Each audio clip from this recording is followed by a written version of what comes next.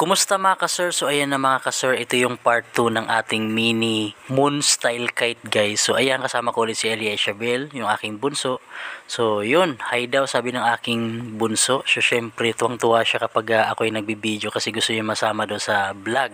So ayan na nga guys, kinukuha ko na yung ating mini moon style kite.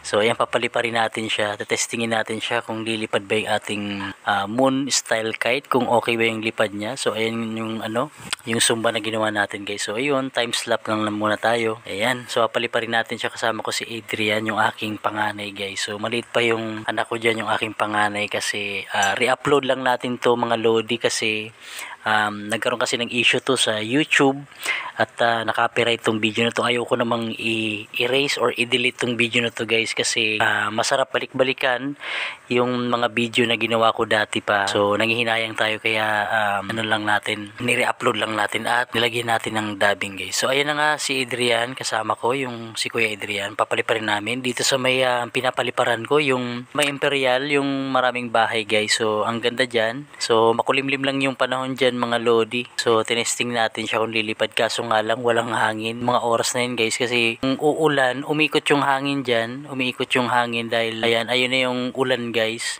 Ayan bagsak na yung ulan dyan noong mga oras na yan nung nagpapalipad kami niyan. So dalawang beses lang namin siya pinalipad, trinay na pa rin. So ayan na nga, inabot kami ng ulan dyan. So lumalakas na yung ulan yan, kaya tatakbo na kami niyan kasi baka mabasa pa kami at magkasakit pa kami.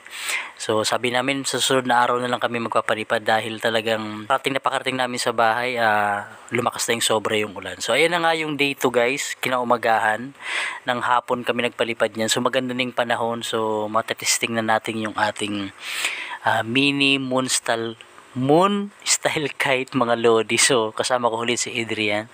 So yun, siya naman yung kasama natin, papaliparin namin. So abangan nyo guys kasi hindi namin na siya papaliparin dyan sa may Imperial, dun sa may mga bahay guys. So doon kami sa may bundok. So makikita nyo mga lodi yung kung gaano kaganda yung green hills na tinatawag dito sa amin, kasi parang mini mini chocolate hills style. So gusto ko magpalipad doon kasi napakalawak, green na green talaga yung lugar. So papunta na kami doon sa bundok na yon. So naglalakad lang kami, so chill lang. So ayan nga guys, so ang ganda talaga ng ng green hills mga lodi.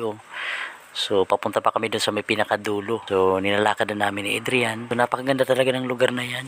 So ito talaga yung mga namimiss ko kapag nagpapalipad ako ng saranggola mga guys, kasi kapag meron kang ganitong paliparan, napakaganda ng lugar mo. So nakaka-refresh guys. Alam niyo yung pakiramdam na nagpapalipad tayo ng saranggola tapos ang ganda ng ating location kung saan tayo nagpapalipad. So yan nga, umakyat kami sa bundok guys. Ayan ang tataas ng mga damo.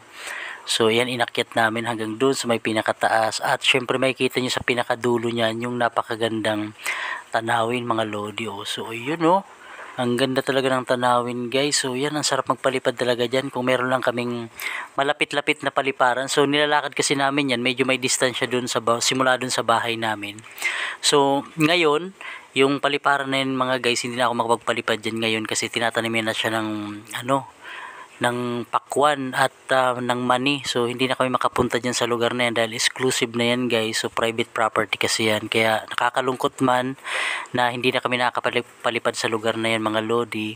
Pero sooner or later mga guys, makahanap kami ng magandang paliparan. So naghahanap tayo ng maganda-gandang lugar kung saan maganda makapagpalipad at maipagpatuloy natin yung ating pagbablog guys. So ayan, tetestingin na namin yung aming ayan, bumagsak nga yung unang lipad nung ating moon style kite. So ayan, walang nagka-camera sa amin, dalawa lang kasi kami kasi walang magtatalang. Si Adrian yung taga-talang ko at ako naman yung taga-hila, yung taga-pilot. So yan, pinalipad natin guys. So yung cellphone ko lang is binaba ko lang doon sa may damuhan.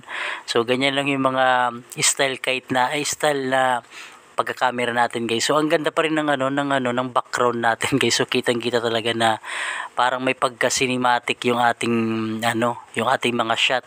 So yan, sinusum ko rin diyan kung paano yung paglipad niyan. So ayan nga guys, yan bumagsak na naman yung ating moon style kite. So very challenging guys kasi first time kong ginawa yung moon style kite na malit guys. So hindi nga lumipad guys. So pagod na pagod ako dyan sa lugar na yan guys kasi mainit, sobrang init. So ulitin ko siya guys kung paano ko ginawa, ulitin natin at para makapagpalipad tayo ng ganyang kalit na saranggola guys. So nag-fail man sa paglipad pero at least nag-enjoy kami sa pagpapalipad namin.